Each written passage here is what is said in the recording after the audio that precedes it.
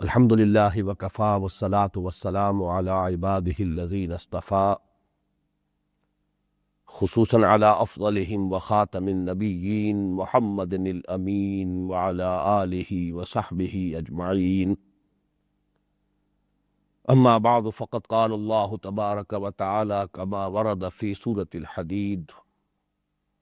اعوذ باللہ من الشیطان الرجیم بسم اللہ الرحمن الرحیم أَلَمْ يَأْنِ لِلَّذِينَ آمَنُوا أَن تَخْشَعَ قُلُوبُهُمْ لِذِكْرِ اللَّهِ وَمَا نَزَلَ مِنَ الْحَقِّ وَلَا يَكُونُوا كَالَّذِينَ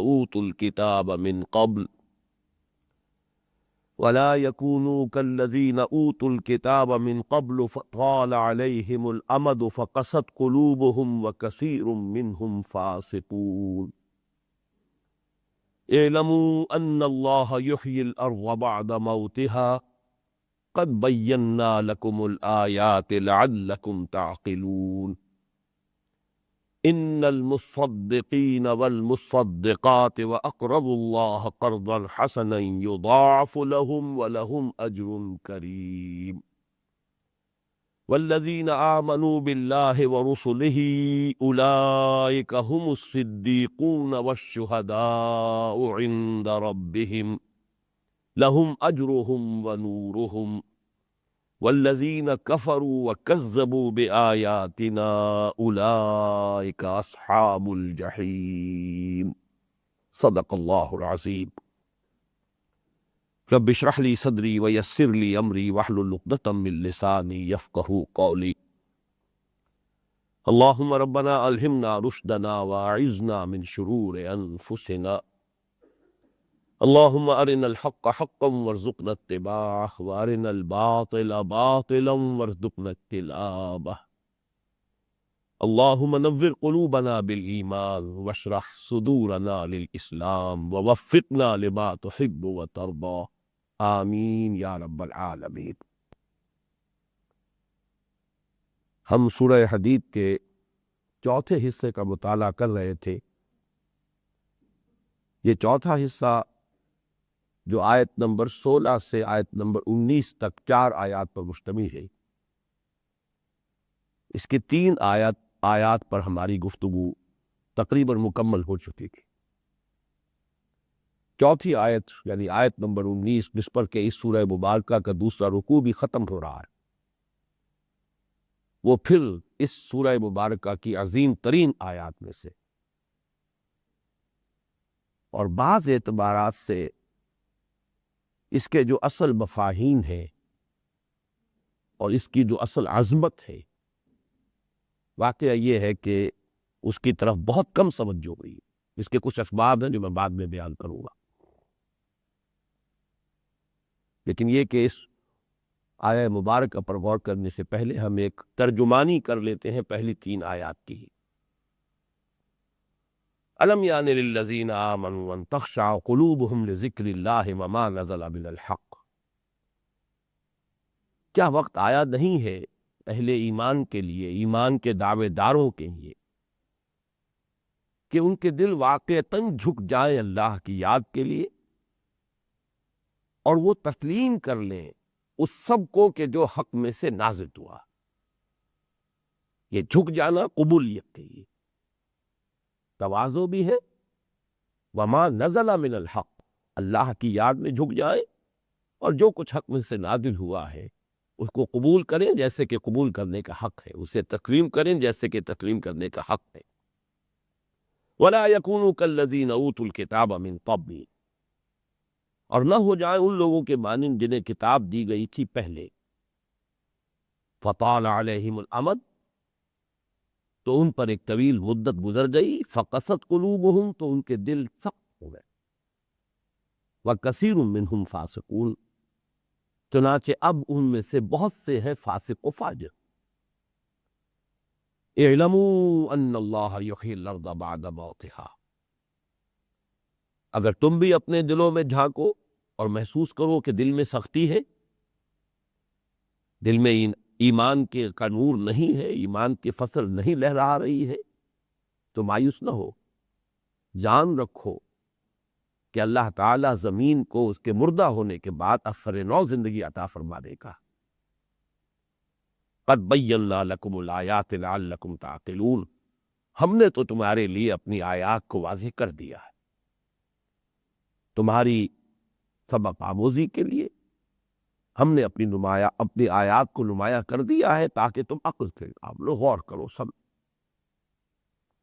ان المصدقین والمصدقات، لیکن یہ کہ دلوں کی کشت ویرا میں اگر چاہتے ہو کہ ایران کی بہار دوبارہ آئے، ایمان کی بہار دوبارہ آئے، تو کچھ محنت اور مشقت کرنی ہوگی، حل چلانا ہوگا۔ وہ حل کیا ہے؟ یقیناً کثرت کے ساتھ صدقہ اور خیرات کرنے والے مرد اور کثرت کے ساتھ صدقہ اور خیرات کرنے والی عورتیں۔ یہ مصدقین اصل میں متصدقین ہے، باب تفاعل میں وہ تا جو ہے صاد کے ساتھ یہ مدغم ہو گئی، تو متصدقین کی بجائے متصدقین، متصدقات کی بجائے متصدقات۔ یقیناً کثرت کے ساتھ صدقہ و خیرات کرنے والے مرد اور کثرت کے ساتھ صدقہ و خیرات کرنے والی عورتیں،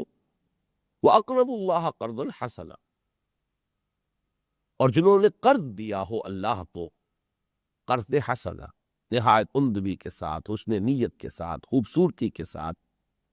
اور اس میں مال بھی وہ صرف کیا ہو کہ جو محبوب ہے۔ لَن تَنَالُوا الْبِرَّ حَتَّىٰ تُنْفِقُوا مِمَّا تُحِبُّونَ،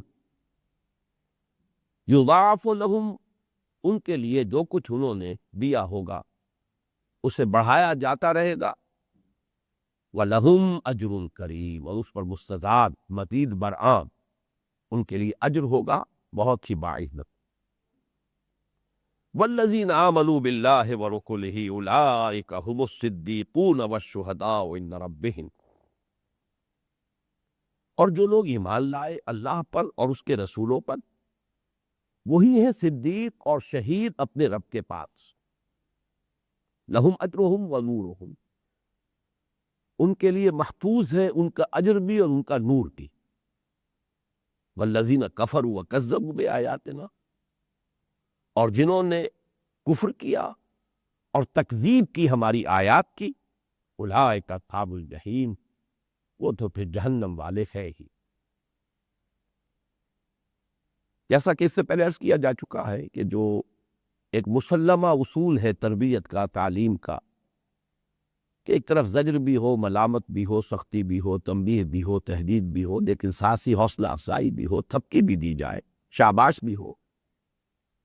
گرتی ہوئی ہمتوں کو اثر نو سہارا دیا جائے۔ تو ان 4 آیات میں سے جن کے لیے میں نے عنوان تجویز کیا تھا سلوک قرآنی، پہلی کا انداز جھنجھوڑنے کا ہے، کیا ہو گیا ہے، کیوں تاخیر اور تعویض میں پڑے ہوئے ہیں، ایمان کا دعویٰ بھی کرتے ہو لیکن اس کے حقوق ادا کرنے کو تیار نہیں، لما تقولون ما لا تفعلون، کیوں کہتے ہو جو کرتے نہیں۔ اور اس کے ساتھ ہی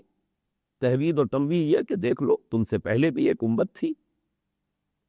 اور بعض اعتبارات سے تو اس کی بڑی فضیلت تھی، سینکڑوں نبی آ گئے ان کی طرف۔ ظاہر بات ہے کہ 1400 برس تک نبوت کا تار ٹوٹا ہی نہیں، تو یقیناً سینکڑوں نبی آئے ہوں۔ بہرحال انہیں بھی کتابیں دی گئی تھی۔ ایک کتاب پہ یہاں جو ذکر ہو رہا ہے تو وہ خاص طور پر تورات، ان لوگوں کے مانند نہ ہو جائے جنہیں کتاب دی گئی تھی پہلے، وَلَا يَكُونُوا كَالَّذِينَ أُوتُوا الْكِتَابَ مِن قَبْلُ، اور اگر الف لام کو یہاں پہ لام جنس مانا جائے تو 3 کتابیں مراد ہو سکتی ہیں، تورات بھی اور انجیل بھی اور زبور۔ تو ایسا نہ ہو کہ تم بھی اسی انجام سے دوچار ہو جاؤ جس انجام سے وہ دوچار ہو سکے، وہ نشان عبرت۔ اگلی آیت میں حوصلہ افزائی، گھبراؤ نہیں، مایوس نہ ہو جانا، لا تیاس من روح اللہ، بلکہ یہ کہ اللہ تعالیٰ کی قدرت ہے، اللہ تعالیٰ مردہ زمین کو زندہ کرتا ہے تمہاری نگاہوں کے سامنے، تو تمہارے دلوں کی اس مردہ کھیتی کو بھی استر نو ایمان اور عمل صالح اور انفاق فی سبیل اللہ کی فصل سے آباد کر دیں۔ اس کے لیے حل چلانا ہوگا۔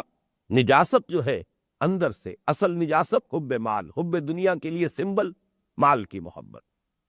اسے ہر 2 طریقوں پر نکالیں۔ جیسا کہ میں نے کل عرض کیا تھا، یہ بریک ہے، اسے کھولو، یہ بریک کھلے گا تو گاڑی چلے گی، ورنہ ایکسلریٹر دباتے رہو گے گاڑی حرکت نہیں کرے گی۔ اس کے لیے دونوں جو بدیں ہیں وہ کھول دی گئی، صدقہ اور خیرات بھی ہے، غرباء مساکین یتیموں کے لیے، بھوکوں کو کھانا کھلانا، جو بیمار ہیں ان کے علاج معالجے کی صورت پیدا کرنا، مقروضوں کا قرض ادا کرنا، ایک طرف یہ مد ہے، اور دوسری طرف اللہ کے دین کے لیے قرض حسنہ، اللہ کے دین کے غلبے کے لیے، اس کی حکومت قائم کرنے کے لیے بڑھ چڑھ کر مال پڑتا۔ اس سے یہ ہے کہ دل کی نجاست دور ہو جائے گی، اسی کا نام تزکیہ، زکوٰۃ کا لفظ اسی لیے مالی عبادت کے لیے، اس کے لیے اس میں علم جو آیا الزکاہ، اس لیے کہ اس سے تزکیہ ہوتا ہے، اس سے دلوں کے اندر کی نجاست جو ہے وہ دھلتی ہے، پاک ہوتی ہے، اور وہی در حقیقت رکاوٹ ہے، اس لیے کہ تزکیہ کے معنی کیا ہے؟ کوئی جو بھی باغبان ہے وہ اپنے باغ میں جب جاتا ہے یا باغیچے میں جاتا ہے تو ظاہر کچھ تو اس نے پودے لگائے ہیں، اس درخت وہ چاہتا ہے پروان چڑھے، کچھ خود رو گھاس جھاڑ جھکاڑ ادھر ادھر اگ گئی، ظاہر بات ہے کہ جو بھی یہ نباتات ہے انوانٹیڈ، ہوا میں سے آکسیجن کو بھی یہ بھی جذب کر رہی، اگر وہ جذب کرنے والی نہ ہو تو پوری کی پوری آکسیجن اویلیبل جو ہے وہ اس پودے اس درخت کے لیے ہوگی، یہ جو آپ چاہتے ہیں کہ پروان چڑھے۔ زمین کے اندر جو بھی قوت نمو ہے اس کو بھی یہ بھی کھینچ رہے ہیں، ورنہ یہ کہ یہ ساری قوت نمو جو ہے اس پودے کے لیے ہوگی کہ جو پودا آپ چاہتے ہیں کہ پروان چاہے، لہذا وہ مالی جو ہے باغبان وہ کھرپا ہاتھ میں لے کر اور ان سب کو صاف کر کے پھینکتا، یہ تزکیہ،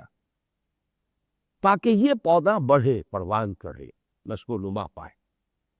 تو انسان کی اصل نشو و نما کے لیے ضروری ہے کہ یہ مال کی محبت جو اصل میں علامت ہے دنیا کی محبت کی، اس کی گرفتاری سے اگر نجات ملے گی، یہ بند کھلے گا، یہ بریک جو ہے جو کھلے گا، تب کہیں وہ اس کے لیے نشو و نما جو ہے اس کا راستہ آسان ہوگا۔ اب آئیے اس چوتھی آیت پر، اس میں دو حجابات طاری ہو گئے جس کی وجہ سے اس آیت کی عظمت جو ہے منکشف نہیں ہو پائی۔ ایک حجاب تو یہ ہے کہ جیسا کہ سورہ بلد میں نے اس کی آیات آپ کے سامنے پیش کی تھی، وہاں لفظ ثم آ گیا، فلقتحم العقبہ، اصل گھاٹی کون سی ہے، اصل بریک کون سا ہے؟ فلقتحم العقبہ، انسان گھاٹی کو عبور نہ کر پایا۔ وما ادراک ما العقبہ، جانتے ہو کہ وہ عقبہ، وہ گھاٹی کون سی ہے؟ فک رقبۃ او اطعام فی یوم ذی مسغبۃ یتیما ذا مقربۃ او مسکینا ذا متربہ ثم کان من الذین آمنوا وتواصوا بالصبر وتواصوا بالمرحمہ۔ اس تمہ نے وہاں پر اصل مفہوم جو ہے اس کے خزانوں کو کھول دیے۔ یوں سمجھیے کہ پہلے اگر زمین آپ نے تیار کی ہے، ہل چلایا ہے، اب بھی ڈالا ہے تو برابر ہوگا، فصل ہوگی۔ زمین تیار نہیں کی، ہل چلایا نہیں، اور آپ نے جا سے بیج ڈال دیا تو بیج بھی ضائع ہو جائے۔ سیدھی سیدھی بات، اگر اپنے نفس کی جو یہ زمین ہے یا آپ کی جو باطنی شخصیت ہے اس کی جو زمین ہے، اس میں ہل چلا لیا ہے، مال کی محبت یہاں سے نکال دی گئی ہے، اب ایمان کا بیج پڑے گا اس میں تو پوری فصل جو ہے وہ لہلائے گی۔ ثم کان من الذین آمنوا وتواصوا بالصبر وتواصوا بالمرحمہ، پھر وہ شامل ہو ان لوگوں میں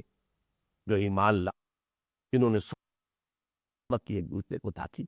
یہ بالکل وہی تون ہے، والعصر ان الانسان لفی خسر الا الذین آمنوا وعملوا الصالحات وتواصوا بالحق وتواصوا بالصبر، یہ کہ ترتیب ایمان کے بعد عمل صالح، پھر تواصی بالحق، پھر تواصی بالصبر، یہاں دونوں میں ترتیب الٹ نہیں، عمل صالح پہلے آیا تو فک رقبہ، اطعام فی یوم ذی مسغبہ یتیما ذا مقربہ او مسکینا ذا متربہ، فک رقبہ یہ عمل صالح ہے، ثم کان من اور اس کے بعد میں جا رہا ہے، اور تواصوا بالصبر وتواصوا بالمرحمہ، یہ گویا کہ تواصوا بالحق کی جگہ، لیکن جوڑنے والی جو لنک ہے وہ ثم ہے، جس نے کہ حقائق کا وہ جو خزانہ ہے اس کا دروازہ کھول دیا، کلید بڑی نہیں۔ یہاں چونکہ ایسا کوئی لفظ ہے نہیں، یہاں تدبر کی ضرورت ہوگی کہ ان دونوں آیتوں میں ربط کیا ہے۔ یقیناً صدقہ دینے والے مرد، صدقہ دینے والی عورتیں، اور وہ لوگ کہ اللہ کو قرض دیں، ان کے لیے ان کا دیا ہوا مال بڑھایا جاتا رہے گا اور ان کو اجر ملے گا بہت ہی باعزت۔ اور وہ لوگ جو ایمان لائے اللہ پر، اس کے رسولوں پر، وہ صدیق ہیں اور شہید ہیں۔ ان دونوں کے درمیان جو ثم ہے کہ جو اس کے بغیر آپ کے سامنے نہیں آ سکتا، اگر ایک اصول، دو اصول جو ہے وہ سامنے ہو، ایک تو یہ کہ قرآن مجید میں آیات کے مابین بڑا گہرا ربط، کیونکہ اس کی بھی اہمیت بہت کم لوگوں کے سامنے آئی اور بہت کم لوگوں نے اس پر توجہ کی کہ آیات مربوط ہونی چاہیے، ان کا ایک دوسرے کے ساتھ ربط ہونا چاہیے۔ اگر آپ نے علیحدہ علیحدہ آیت کے اوپر غور کر لیا، اس میں سے جو کچھ آپ کو جو بھی علم اور معرفت اور فہم اور ہدایت ملا، آپ نے اس پر اکتفا کر لی، تو یقیناً وہ بھی بہت بڑی قیمتی متاع ہے، لیکن آیات کے باہمی ربط سے اس کے حسن معنوی کے کچھ اور پہلو ہیں کہ جو کھلتے ہیں اور نمایاں ہوتے ہیں، منکشف ہوتے ہیں۔ یہاں وہی ربط ہے جو سما کے لفظ نہ ہونے کی وجہ سے لوگوں کی نگاہوں سے اوجھل رہ جائے۔ دوسرا اصول یہ سامنے رہنا چاہیے کہ القرآن یفسر بعضہ بعضا، قرآن کا ایک حصہ دوسرے حصے کی تفسیر کرتا ہے، یہ اصول ہے، سب تسلیم کرتے ہیں، لیکن یہ کہ اس کا اپلیکیشن، اس کا انتباہ، اس کا حق ادا کرنا، یہ اپنی جگہ ایک دوسری بات ہے۔ اصول کیا علم میں آ جانا یہ بھی یقیناً بڑی قیمتی بات ہے، لیکن اس اصول کو اپلائی کر سکنا یہ اپنی جگہ پر ایک دوسرا مرحلہ ہے۔ یہاں ان دونوں اصولوں کو سامنے رکھیے، وہ یہ گویا کہ لنک کے لیے وہ لفظ ثم یہاں پر آپ اپنے ذہن میں سمجھیے کہ محذوف، یعنی وہ لوگ جو یہ صدقہ اور اللہ کو قرض حسنہ دے کر اپنے دلوں میں سے مال کی محبت کی نجاست کو پاک کر لیتے ہیں، پھر وہ جب ایمان لاتے ہیں تو اب ان کے لیے مقام صدیقیت اور مرتبہ شہادت راستہ کھلا تھا، اب تو بریک کھل گئی، آگے بڑھو۔ اور بڑھنے کے اعتبار سے صدیقیت اور شہادت یہ دو مراتب ہیں جن کا یہاں تذکرہ ہو رہا ہے۔ بدقسمتی سے ان اصلاحات پر بھی توجہ بہت کم ہوئی ہے، میں آج بلکہ بڑی وضاحت کے ساتھ ان چیزوں کے بارے میں یاد کروں گا۔ دوسرا ایک اور حجاب یہاں آ گیا، شہید جو ہے عام طور پر وہ شہداء، شہید کے دو مفہوم ہیں، جن میں سے قرآن مجید کے اعتبار سے جو زیادہ اہم مفہوم ہے، بدقسمتی سے دوسرا مفہوم جو اس کا شاذ مفہوم ہے، بلکہ قرآن میں تو وہ مفہوم تقریباً آیا ہی نہیں، لیکن عام ہو گیا ہے، رائج ہو گیا ہے، وہ مفہوم پردہ بن گیا، حجاب بن گیا ہے اس آیت کے اصل فہم میں۔ عام طور پر ہمارے یہاں شہید کے معنی ہے اللہ کی راہ میں قتل ہونے والا، پورے قرآن مجید میں یہ لفظ اس معنی میں کہیں نہیں آیا سوائے ایک آیت ہے سورہ آل عمران کی، جہاں امکان ہے کہ وہ معنی لیے جا سکتے، ورنہ اللہ کی راہ میں قتل ہونے والے کے لیے بھی لفظ مقتول آیا، وَلَا تَقُولُوا لِمَن يُقْتَلُ فِي سَبِيلِ اللَّهِ أَمْوَاتٌ وَلَا تَحْسَبَنَّ الَّذِينَ قُتِلُوا فِي سَبِيلِ اللَّهِ أَمْوَاتًا۔ نبیوں اور رسولوں کے لیے وَمَا مُحَمَّدٌ إِلَّا رَسُولٌ قَدْ خَلَتْ مِن قَبْلِهِ الرُّسُلُ أَفَإِن مَاتَ أَوْ قُتِلَ انقلبتم علی اعقابکم، کسی جگہ بھی قرآن میں کہ جہاں لازم ہو کہ یہ مانی لیے جائیں کہ مقتول فی سبیل اللہ کے لفظ شہید کہیں گی نہیں، امکان ہے صرف سورہ آل عمران کے آیت میں وَيَتَّخِذَ مِنْكُمْ شُهَدَاءَ، اللہ چاہتا ہے ان آزمائشوں کے ذریعے سے کہ تم میں سے کچھ کو اپنا گواہ بنا لے، یا تم میں سے کچھ کو اللہ کی راہ میں قتل ہونے کا جو مرتبہ ہے وہ عطا کر دے۔ کہ واقعتاً اس لفظ شہید کا مفہوم چونکہ ذہنوں پر بیٹھ گیا ہے، اللہ کی راہ میں قتل ہونے والا، حدیث میں یہ لفظ اس معنی میں آیا ہے، لیکن اس تو چھوڑا، اس کی شہادت قبول کر لی گئی، اس کو شہادت کا مرتبہ دے دیا گیا، اس طور پہ آتا ہے باب استفعال تھے، ورنہ یہ کہ اس معنی میں یہ لفظ جو ہے یہ بطور مرد جب آتا ہے تو باب استفعال تھے، باقی عام طور پر ہماری زبانوں پر یہ لفظ شہید رہ گیا ہے اس شخص کے لیے جو اللہ کی راہ میں قتل ہو گیا۔ اب اس کے نتیجے میں یہاں پر قرات کا بھی فرق پڑ گیا، چنانچہ والذین آمنوا باللہ ورسلہ اولئک ھم الصدیقون، پہلا سوال تو یہ پیدا ہو گیا کہ کیا سب کے سب مومن صدیق ہیں؟ اگر پچھلی آیت سے آپ اس کو کاٹ دیں گے، اس کو استئناف اگر سمجھیں گے کہ یہاں سے بات علیحدہ شروع ہو گئی ہے، اس کا جو ربط ہے وہ پیش نظر نہیں ہوگا، تو اب اس کے معنی تو یہ کہ جو لوگ بھی ایمان لائے اللہ پر، اس کے رسول پر، اولئک ھم الصدیقون، وہ تو صدیق ہے۔ پھر چونکہ جو صدیق ہے، شہید جو ہے وہ ایک علیحدہ مفہوم کا لفظ ہے، اللہ کی راہ میں قتل ہونے والا، لہذا اکثر حضرات نے یہاں پر وقف کر کے وَالشُّهَدَاءُ عِندَ رَبِّهِمْ لَهُمْ أَجْرُهُمْ وَنُورُهُمْ اس کو ایک علیحدہ جو ہے جملہ مانا ہے۔ یہی وجہ ہے کہ ہمارے قرآن مجید میں بھی وہاں وہ نشان لگا ہوتا ہے کہ یہاں پر رکیے، لیکن یہ کہ اللہ کا شکر ہے اسلاف میں حضرت مجاہد رحمہ اللہ، تابعین میں سے کہ جو علم قرآن اور علم تفسیر کے بڑے بڑے جو ہماری شخصیتیں ہیں، جو بزرگ ہیں طبقہ تابعین میں سے، ان میں سے حضرت مجاہد ہوں، اور وہ یہ سمجھتے کہ نہیں، یہاں پر یہ رواں پڑھا جائے گا اولئک هم الصدیقون والشہداء عند ربہم، یہ کلام مسلسل ہے، اس میں درمیان میں وقفہ نہیں ہے۔ اب آپ سمجھیے کہ اس کا اصل مفہوم ہے کیا۔ دیکھیے، صدیق اور شہید یہ قرآن حکیم کی اصطلاحات ہیں، اصطلاحات میں صرف لغوی معنی معتبر نہیں ہوا کرتے، بلکہ سمجھنا چاہیے کہ لغوی مفہوم کیا ہے، پھر اس کو بطور اصطلاح اگر اختیار کیا گیا ہے تو اس کا کیا مفہوم بن گیا۔ امن سے ایمان بنا ہے، اب ایمان جب اس نے اصطلاح کی شکل اختیار کی، اس کے معنی کیا ہے؟ الایمان التصدیق بما جاء به النبی صلی اللہ علیہ وسلم۔ اسی طریقے سے صدیق فعیل کے وزن پر اس میں مبالغہ ہے، یعنی ایک انتہائی راست گو، راست باز، راست رو انسان کہ جو ہر اچھی بات کی تصدیق کے لیے ہر وقت آمادہ رہے،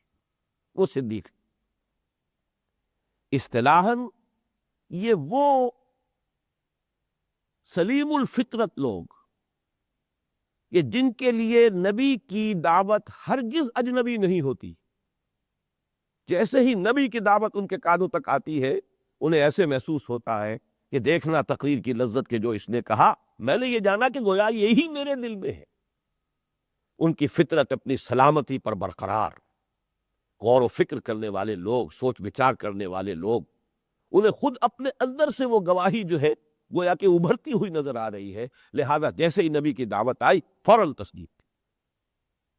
جس کی سب سے نمایاں مثال حضرت صدیق اکبر ہے رضی اللہ تعالی عنہ، جن کے بارے میں خود حضور نے فرمایا صلی اللہ علیہ وسلم کہ میں نے جس کے سامنے بھی اپنی دعوت رکھی ہے کچھ نہ کچھ تأمل اس نے ضرور کیا سوائے ابو بکر،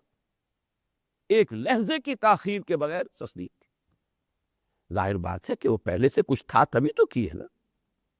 کرنا بہت بڑا دعویٰ تھا، نبوت اور رسالت کا دعویٰ کوئی معمولی دعویٰ تو نہیں، لیکن یہ کہ وہ تو دیکھنا تقریر کی لذت کے جو اس نے کہا، میں نے یہ جانا کہ گویا یہی میرے دل میں ہے، فوراً تصدیق۔ شہید ہے شہادت سے، شہادت کے معنی اصل میں لغوی معنی کیا ہے شہید کے؟ جو موجود ہو، شہد شاہد، شہد یشہد، جو موجود، شاہد و غائب، شاہد وہ ہے جو موجود ہے جس کو حاضر بھی ہم کہتے ہیں، اور غائب وہ جو موجود نہیں۔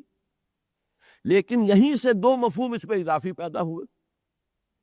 جو شخص کسی وقوعے کے وقت موجود ہو اسی کی گواہی معتبر ہوتی ہے، لہذا گواہ جو موجود ہے وہ گواہ ہے۔ کوئی حادثہ ہوا ہے، کوئی واقعہ ہوا ہے، کوئی قتل ہو گیا ہے، کچھ اور قسم کا کوئی جرم ہوا ہے، تو جو اس وقت موجود تھا وقوعے کے وقت وہی تو گواہی دینے کا اہل ہے، لہذا موجودگی کی بنا پر گواہ، اور اسی معنی میں اس کے معنی مددگار کے بھی ہے، اس لیے کہ جو موجود ہوگا وہی مدد کرے گا نا۔ آپ کا دوست ہے، بہت جگری دوست ہے، بہت وفادار ہے، مخلص سے موجود ہی نہیں ہے تو ظاہر بات ہے کہ جب موجود نہیں ہے تو آپ کی مدد کیسے کر سکے؟ اسی معنی میں یہ لفظ آیا ہے، وَدُعُوا شُهَدَاءَكُم مِّن دُونِ اللَّهِ إِن كُنتُمْ فِي رَيْبٍ مِّمَّا نَزَّلْنَا عَلَىٰ عَبْدِنَا فَأْتُوا بِسُورَةٍ مِّن مِّثْلِهِ وَادْعُوا شُهَدَاءَكُم مِّن دُونِ اللَّهِ إِن كُنتُمْ صَادِقِينَ۔ اگر تمہیں کوئی شک ہے اس چیز کے بارے میں جو ہم نے اپنے بندے یعنی محمد صلی اللہ علیہ وسلم پر نازل کی ہے، تو پھر تم بھی اس جیسی کوئی ایک صورت بنا کر لے آؤ، اور اس کے لیے جس کو تم چاہو اپنے تمام مددگاروں کو بلا لو، جمع کر لو، سب کو اپنی ساری صلاحیت جو ہے اس کو مجتمع کر لو اور آ جاؤ، مقابلہ کر لو اگر تم سچے ہو۔ یعنی فی الواقع تمہیں شک نہیں ہے کہ یہ اللہ کا کلام ہے، یہ صرف تم بات بنا رہے ہو، تمہارا دل تو گواہی دے رہا ہے کہ یہ اللہ کا کلام۔ وہاں شہداء کے معنی مددگار تھے۔ بہرحال لیکن یہاں پہ اصطلاحاً شہید کون ہے؟ جو اللہ کی طرف سے لوگوں پر گواہی قائم کرے، دنیا میں خود قائم کرے اپنی دعوت کے ذریعے سے، ابلاغ کے ذریعے سے، بات کو واضح کرنے کے ذریعے سے، اور پھر یہ کہ قیامت کے دن بھی کھڑے ہو کر وہ گواہی دے کہ اللہ میں نے تیرے اس بندے تک تیرا پیغام پہنچا دیا تھا۔ لہذا اب یہ رسپانس اس معنی میں شہادت کا لفظ منصب رسالت کے لیے قرآن مجید میں انتہائی کثرت سے استعمال کیا۔ رسول گواہی دیتا تھا حق کی، تھا اس لیے کہہ رہا ہوں کہ اب یہ سلسلہ بند ہو چکا، اب جو ہے اس فریضہ منصبی کو اب امت کو ادا کرنا بحیثیت مجموعی، امت کا فریضہ رسالت، لیکن وہ جو شخصی رسالت تھی وہ نبوت کے ختم ہونے کے ساتھ ختم ہو چکی۔ لیکن اسی لیے میں نے ماضی کا صیغہ استعمال کیا، نبی گواہی دیتا تھا حق کی اپنے قول سے، اپنے عمل سے، جو کہتا تھا کر کے دکھاتا تھا، تاکہ ثابت ہو جائے کہ یہ ناقابل عمل نہیں ہے بات جس کی طرف کہ بلایا جا رہا ہے، یہ صرف کوئی ایسے ہی لفاظی نہیں ہے بلکہ قابل عمل ہے۔ اور پھر یہ کہ حضور صلی اللہ علیہ وسلم نے تو اس نظام کو قائم کر کے دکھا دیا کہ یہ نظام قائم ہو سکتا ہے، قائم کیا جا سکتا ہے، چلا کے دکھا دیا، تاکہ حجت اپنے آخری درجے کو پہنچ جائے جس کا نام اتمام حجت ہے۔ چنانچہ قیامت میں اب یہ رسول کھڑے ہوں گے، اور وہاں اب یہ پروزیکیوشن وٹنسز کی حیثیت سے کھڑے ہوں گے۔ میں نے تقریباً 15 سال پہلے اس موضوع پر بڑی مفصل تقاریر کی تھی، قرآن کا فلسفہ شہادت، اور اس کے کیسز میرے موجود ہیں، اس وقت میں صرف اشارات پر اکتفا کرنے پر مجبور ہوں۔ قیامت کے دن وہی کھڑے ہو کر گواہی دیں گے۔ فَكَيْفَ إِذَا جِئْنَا مِن كُلِّ أُمَّةٍ بِشَهِيدٍ وَجِئْنَا بِكَ عَلَى هَؤُلَاءِ شَهِيدًا۔ یہ آیت جو ہے سورہ نساء کی آیت نمبر 41، اس کے ساتھ ایک واقعہ بھی بڑا بہت ہی یعنی ہمارے لیے عبرت والا بھی ہے، سبق آموز ہے، کہ حضور نے ایک مرتبہ حضرت عبداللہ ابن مسعود رضی اللہ تعالی عنہ سے فرمائش کی کہ مجھے قرآن سناؤ۔ انہوں نے عرض بھی کیا حضور آپ کو سنا ہوا، آپ پر تو نازل ہوا ہے۔ فرمایا ہاں ٹھیک ہے، لیکن یہ کہ مجھے کسی دوسرے سے سن کر کچھ اور لذت حاصل ہوتی ہے۔ اب وہ امتثالا للامر، حکم کی امتثال میں انہوں نے سورہ نساء کی تلاوت شروع کی، پہلی آیت سے پڑھتے جا رہے ہیں۔ اب ظاہر بات ہے چشم تصور سے ہر شخص دیکھ سکتا ہے کہ گردن جھکائے ہوئے وہ پڑھ رہے ہوں گے، انہیں حضور کے تاثرات کا کیا علم، کہ کیا چہرے کے اوپر آثار ہیں۔ جب اس آیت پر پہنچے 41ویں آیت پر، فَكَيْفَ إِذَا جِئْنَا مِن كُلِّ أُمَّةٍ بِشَهِيدٍ وَجِئْنَا بِكَ عَلَى هَؤُلَاءِ شَهِيدًا، کیا ہوگا اس دن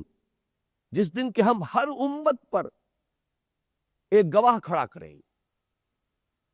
اور ان پر اے محمد صلی اللہ علیہ وسلم آپ کو گواہ بنا کر کھڑا کریں گے۔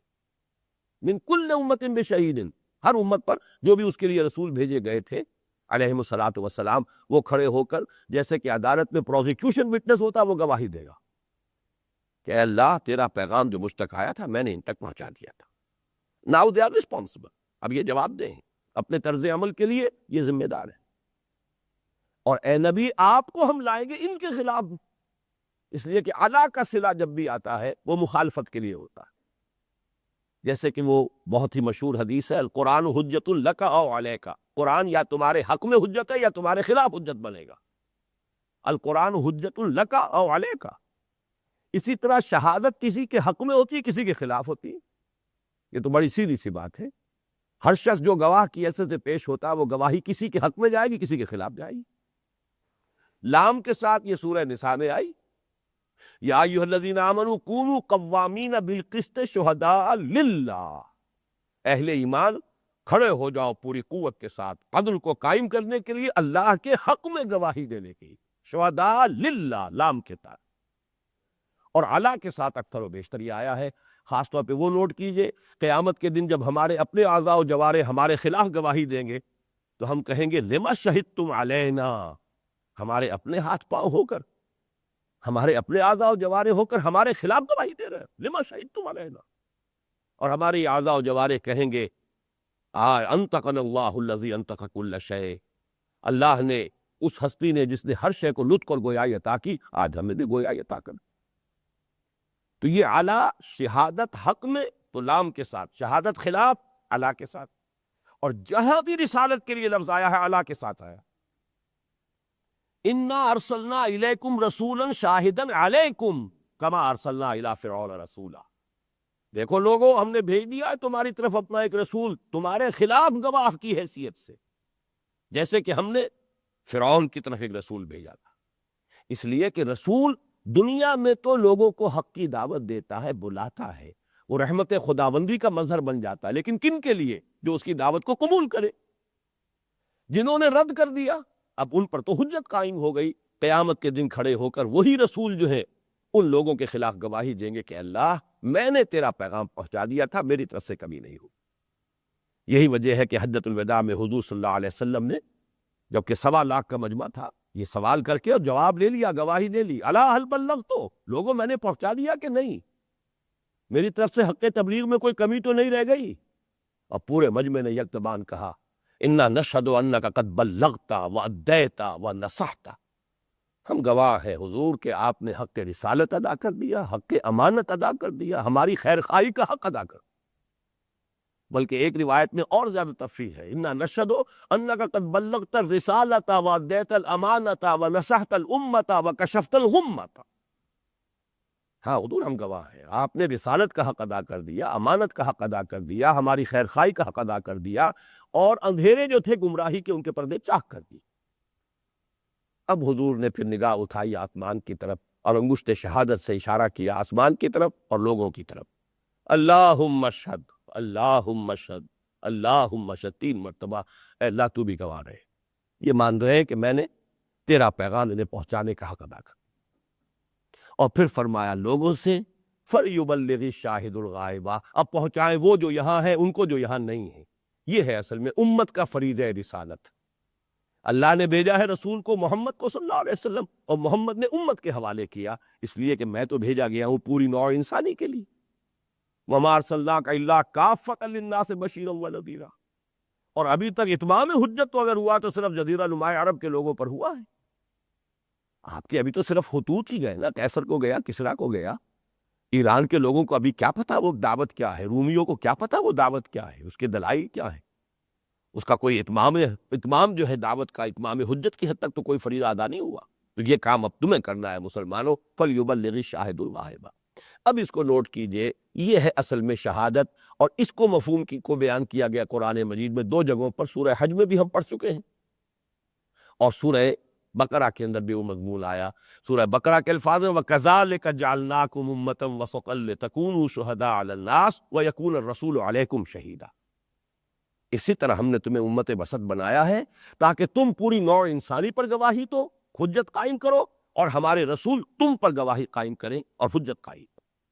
وہ گواہی ہے کہ جو قیامت کے دن ظاہر ہو جائے گی، فَكَيْفَ إِذَا جِئْنَا مِن كُلِّ أُمَّةٍ بِشَهِيدٍ جِئْنَا بِكَ عَلَىٰ هَٰؤُلَاءِ شَهِيدًا، اور اس کے بعد اگلی آیت یہ ہے يَوْمَئِذٍ يَوَدُّ الَّذِينَ كَفَرُوا وَعَصَوُا الرَّسُولَ لَوْ تُسَوَّىٰ بِهِمُ الْأَرْضُ وَلَا يَكْتُمُونَ اللَّهَ حَدِيثًا، اس دن تو جن لوگوں نے اس دنیا میں انکار کیا تھا، کفر کیا تھا، نافرمانی کی تھی، وہ اس روز تمنا کریں گے کاش کسی طریقے سے زمین میں ہم جو ہے دھسا دیے جائیں، ہمارے اوپر زمین برابر ہو جائے، ہم نیست و نابود ہو جائیں، ہمارا وجود نہ رہے، لیکن وہ کوئی بات اللہ سے چھپا نہیں سکیں۔ یہی مضمون سورہ حج کے آخر میں آیا تھا، وَجَاهِدُوا فِي اللَّهِ حَقَّ جِهَادِهِ، اور جہاد کس لیے ہوگا؟ وہ اجتباکم، تمہیں چن لیا ہے، اپنے نصیب پر فخر کرو۔ اس سلسلہ رسالت میں ایک لنک کی حیثیت سے اب امت محمد جو ہے ہمیشہ کے لیے تا قیامت اس کے ساتھ ٹانک بھی گئی ہے، اس لیے کہ اسی رکوع میں سورہ حج کے آخری رکوع میں پہلے آیا تھا اللہ یصطفی من الملائکۃ رسلا ومن الناس، اللہ چن لیتا ہے فرشتوں میں سے بھی اپنے پیغامبر، انسانوں میں سے بھی، اور اب اس کے بعد فرمایا ہو اجتباکم، اب آخری رسول تو ہمارے محمد ہے صلی اللہ علیہ وسلم، لیکن اب بقیہ نوع انسانی تک تا قیامت یہ شہادت کی ذمہ داری ادا کرنا تمہارے ذمہ ہے۔ جاہدوا فی اللہ حق جہادی هو اجتباکم، اور ذرا سا آگے چل کر کس لیے میں محنت کرنی ہے؟ لِيَكُونَ الرَّسُولُ شَهِيدًا عَلَيْكُمْ وَتَكُونُوا شُهَدَاءَ عَلَى النَّاسِ، یہ ہے اصل مفہوم شہادت کا الروح قرآن۔ یہی وجہ کہ تمام رسول شہید کہے گئے، حالانکہ رسول تو قتل ہوئے ہی نہیں، نہ انبیاء ضرور کو قتل ہوئے ہیں لیکن رسول کوئی قتل نہیں ہوا، بلکہ حضرت مسیح علیہ السلام رسول تھے، جب ان کو قتل کرنے کی کوشش ہوئی اللہ نے انہیں زندہ آسمان پر اٹھا لیا، وما قتلوہ وما صلبوہ ولکن شبہ لہ، رسول قتل نہیں ہو سکتے، نبی البتہ ضرور قتل ہو سکتے ہیں۔ بہرحال اس بحث کو چونکہ یہاں پر شہید کا عام لوگوں نے مفہوم لیا مقتول فی سبیل اللہ، تو اس کی وجہ سے وہ الجھنیں پیدا ہو گئیں کہ جس کی بنا پر اس آیت کی اصل عظمت جو ہے لوگوں پر منکشف نہیں ہوئی۔ اب آپ سمجھیے اصل میں، دیکھیے وہ ذرا یہاں پہ دوسری فلم لگا دی جائے، یہ جو اصطلاحات ہیں صدیقیت اور شہادت، اس کی اصل حقیقت کو سمجھیے۔ آپ کو معلوم ہے سورہ فاتحہ کی جو 6 آیت ہے، 5ویں آیت میں آتا ہے اہدنا الصراط المستقیم، 6 آیت میں آیا صراط الذین انعمت علیہم، راستہ ان کا جن پر تیرا انعام ہوا، لیکن وہ کون لوگ ہیں جن پر تیرا انعام ہوا؟ اس کی کوئی وضاحت وہاں نہیں ہے۔ اس کی وضاحت سورہ نساء کی آیت نمبر 69 میں ہے جو نیچے لکھی ہوئی ہے، وَمَن يُطِعِ اللَّهَ وَالرَّسُولَ، جو کوئی بھی اطاعت کا حق ادا کر دے گا اللہ کے اور اس کے رسول کی، فَأُولَٰئِکَ مَعَ الَّذِينَ أَنْعَمَ اللَّهُ عَلَيْهِمْ، تو یہ وہ لوگ ہوں گے کہ جو ان کے ساتھ ہوں گے جن پر اللہ نے انعام فرمایا، اور وہ کون ہے؟ من النبیین والصدیقین والشہداء والصالحین وحسن اولئک رفیقا۔ یہ منعم علیہم 4 گروہ ہیں، انبیاء، صدیقین،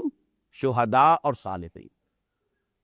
یہ جو الفاظ ہیں، اب نبوت ہے ٹاپ پر، یہ 4 مراتب ہیں۔ بیس لائن کیا ہے؟ صالحیت، صالحین، یہ گویا کہ بیس لائن ہے۔ اس کے اوپر شہداء، اس کے اوپر صدیقین، اور سب سے اوپر انبیاء۔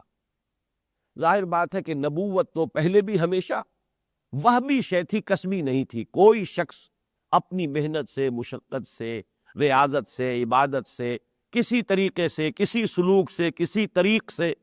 کسی شریعت سے، کسی طریقت سے نبوت حاصل نہیں کر سکتا تھا۔ یہ خالص وہبی شے تھی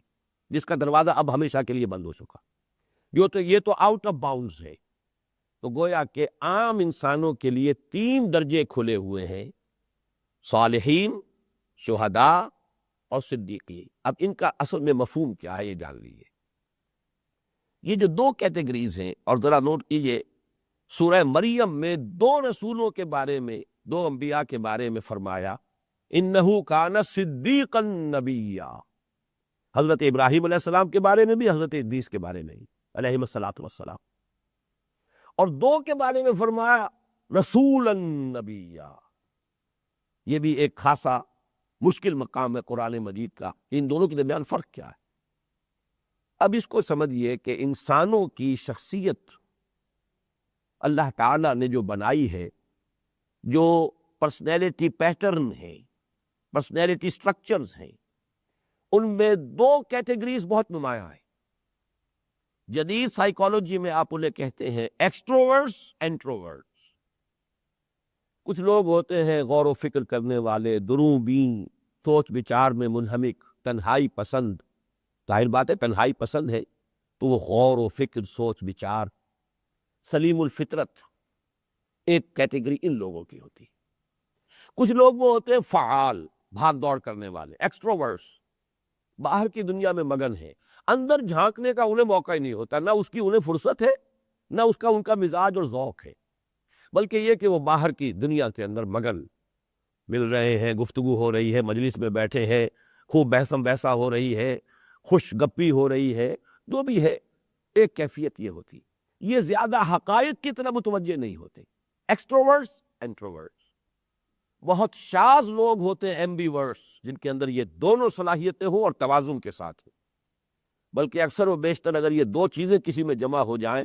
تو پھر اس کا توازن پر قائم رہنا کیونکہ مشکل ہوتا ہے۔ اسی لیے ایمبی ویلنس کا جو لفظ ہے وہ اچھے سینس میں استعمال نہیں ہوتا۔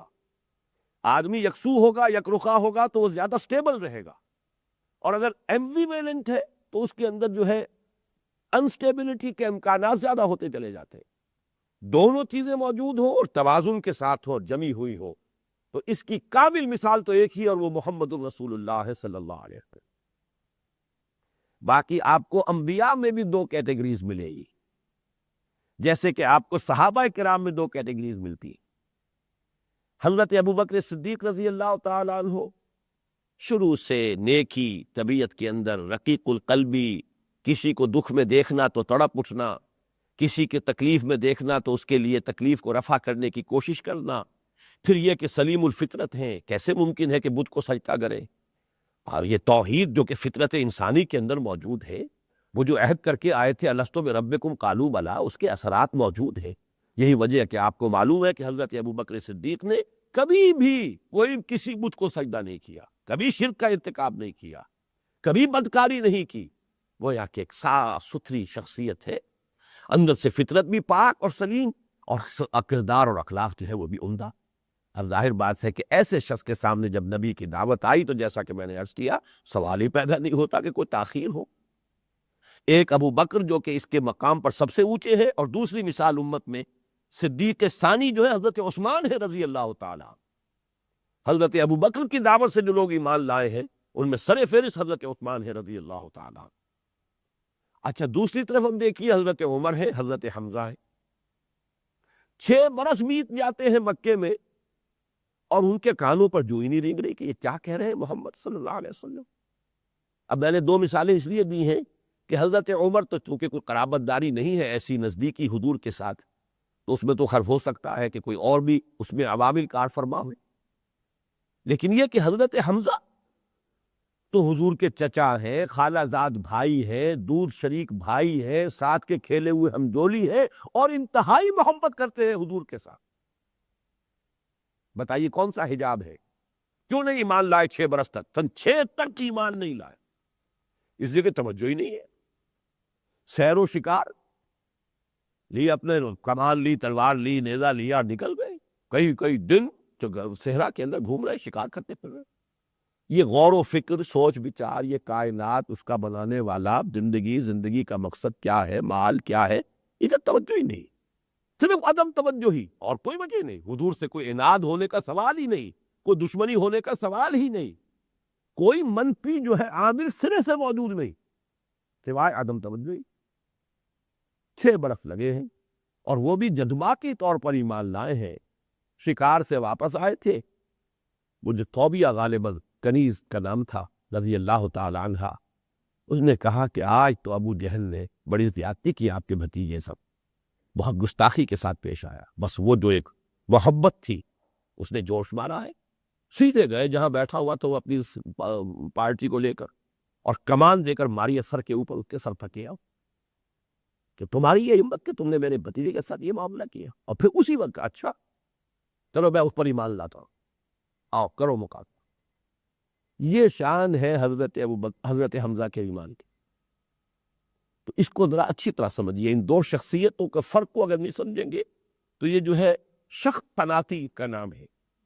یہ جو مختلف اللہ تعالیٰ نے مزاج بنائے ہیں انسانوں کے، ان کا جب تک فہم اور شعور نہ ہو یہ آیت سمجھ میں نہیں آئے گی. اور یہ صدیقیت کسے کہتے ہیں اور شہادت کسے کہتے ہیں یہ بات سمجھ میں نہیں آئے گی. شہید کے معنی صرف مقبول فی سبیل اللہ ذہن میں رہ جائیں گے، اور یہ جو اصل جو حقائق اور معارف ہیں قرآن مجید کے ان سے محروم نہیں رہے. یہی معاملہ حضرت عمر کا ہے. ان کے ہاں تو پھر یہ بھی ہے، بلکہ اس سے آگے بڑھ کر ہے کہ وہ عصبیت جاہلی اتنی تھی، اپنے آبائی دین، آبائی عقائد، اچھا محمد اس کی نفی کر رہے ہیں، یہاں تک کہ آخر میں آ کر وہ دشمنی اس انتہا کو پہنچ گئی ہے کہ فیصلہ کر کے نکلے ہیں گھر سے کہ آج تو میں کام تمام کر دوں گا، تلوار لے کر کے کم وقت میں جو ہو تو ہو. اصل میں جو چیز روکتی تھی انہیں وہ یہ تھی کہ بنو ہاشم پشت پناہی کر رہے ہیں محمد صلی اللہ علیہ وسلم. اب اگر ہم نے محمد کو کوئی گدن پہنچا دیا تو یہ کہ ہماری جو قبائلی جنگ شروع ہو جائے گی، بنو ہاشم جو ہے ان کے اس کے خلاف جو ہے انتقام لینے پر کھڑے ہو جائیں گے، تو یہ آپس میں ہمارا جو ہے اتحاد وہ پارا پارا ہو جائے گا، ہماری جو حیثیت ہے عرب کے اندر وہ مجروح ہوئی. ان کے لیے صرف رکاوٹ یہ تھی. آخر میں آیا تنگ آمد بجنگ آمد جسے کہتے ہیں. اب کم وقت میں گھر میں لڑائی ہو رہی ہے، بھائی بھائی سے کٹ گیا ہے، بیوی شوہر سے جدا ہو رہی ہے، شوہر بیوی سے کٹ گیا ہے، والدین سے اولاد علیحدہ ہو گئی. اب میں تو جو ہو تو ہو، میں تو قطعی تک دوں گا. راستے میں حضرت حذیفہ رضی اللہ تعالی عنہ، حذیفہ ابن عتبہ، وہ ایمان لا چکے تھے، انہوں معلوم نہیں تھا. پوچھا کہاں چلے؟ عمر کیا بات ہے، آج وہاں کوئی جوش ہے، جلال ہے؟ تو بس ٹھیک ہے، میں نے فیصلہ کر لیا، میں تو آج یہ جھگڑا ختم کرتے آؤں گا، محمد کو قتل کرنے جا رہا ہوں. بڑی حکمت سے انہوں نے ڈائیورٹ کر دیا. تمہارے تو اپنے بہنوں ایمان لا چکے ہیں، یہ ڈائیورٹ کیا. اب جو غصے میں آگ ببولا ہو کر، بہن ہے فاطمہ بنت خطاب، عقیقی بہن، شوہر ہیں جو یکے از عشرہ مبشرہ ہے، وحید ابن زید رضی اللہ تعالی عنہما. اب وہاں جو گئے ہیں غصے میں بھرے ہوئے، کھٹکھٹایا ہے دروازہ اندر، وہ قرآن مجید پڑھ رہے تھے اور فوراً انہوں نے جو ہے خباب بن الارت آئے ہوئے تھے رضی اللہ تعالیٰ عنہ، نوجوان، قرآن پڑھانے کے لیے. سورہ طٰہٰ کی آیات نازل ہوئی تھی. بہرحال جا کر جو ہے مارنا شروع کیا ہے. انہوں نے چھپایا حضرت خباب کو، تو بہنوئی کو، حضرت سعید کو مارنا شروع کیا. بہن درمیان میں آئی، ان کے بھی ایک تھپڑ ایسا لگایا ہے، چہرہ لعول ہو گیا. لیکن بہن کی زبان سے ایک جملہ نکلا ہے، عمر چاہے تم ہمیں جان سے مار دو، اب یہ دین جو ہم نے اختیار کیا اسے ہم چھوڑیں گے نہیں. اس پر ایک دم یوں سمجھیے پہ انقلاب صرف اسی لیے تو اقبال نے کہا ہے تمہیں دانی کے سوزے کراتے تو دگرگوں کرد تقدیر عمر را. وہ قرات نہیں تھی، یہ جملہ تھا کہ یہ عظیمت، یہ ہمت، یہ حوصلہ سنت لازق میں. بس وہ سوچنے پر آمادہ ہوں. تو ایموشنل جو ہے معاملہ، یوں سمجھیے کہ جیسے اندر تو سب کچھ تھا، اوپر کھول آیا ہوا تھا، اس خول کے اندر سوراخ ہو گیا بس. لیکن اس خول کا سوراخ جو ہے وہ کسی دلیل سے نہیں، منطق سے نہیں، غور و فکر سے نہیں، وہ ہوا ہے جذباتی طور پر. تو دو عظیم ترین شہداء اس امت کے حضرت حمزہ اور حضرت عمر، اور دو عظیم ترین صدیق اس امت کے حضرت ابوبکر، حضرت عثمان. یہ مضمون ابھی ہمیں اگلی نشست میں آگے چلانا ہے، اس لیے کہ یہ معارف و حقائق قرآنی کا ایک اہم باب ہے جس پر بدقسمتی سے جتنی توجہ ہونی چاہیے تھی میرے علم کی حد تک اتنی توجہ کسی نے نہیں کی. بارک اللہ لی و لکم فی القرآن العظیم و نفعنی و